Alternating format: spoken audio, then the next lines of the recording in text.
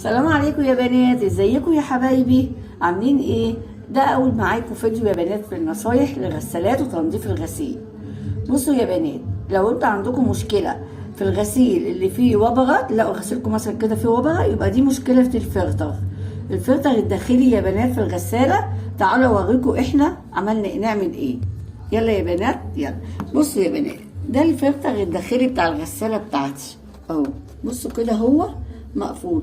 كل غسله يعني غسلتين كده، والتالتة تروحوا تعملوا ايه يا بنات؟ بصوا انا هوريكم بقى، انا خليته لكم على الطبيعه عشان اوريكم. انا بعد 3 غسلات التالتة بقى فتحت الفلتر لقيت ايه.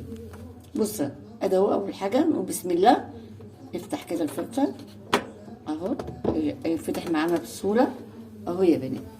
بصوا لقينا ايه بقى بعد تالت غسله. بسم الله اهو يا بنات. ده بقى ده الفلتر الداخلي، دي وبرة الغسيل يا بنات اهي. بصوا الوبرة هتمسكوها بمنتهى السهولة، تنضفوه تعملوه كده اهو. بصوا بمنتهى السهولة هيطلع معاكم اهو. بصوا دي كل 3 غسلات تروحوا فاتحين الفلتر ده، تروحوا منضفينه. بصوا يا بنات بقى زي القشطة ازاي اهو، وتروحوا قافلينه اهو، وتروحوا بقى ايه حاطينه كده. بصوا يا بنات تروحوا رافعينه لفوق كده بس كده. ودايما الغساله يا بنات تبقى نظيفه معاكم. وادي اهي، بص الوبره اهي.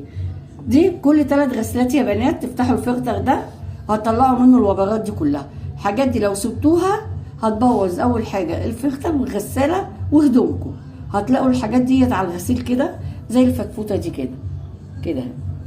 كل 3 غسلات يا بنات افتحوا الفلتر كده اهو وتنضفوه، وبس على كده بس. واستنوني فيديو تاني يا بنات، هديكم نصايح تانية. يلا باي.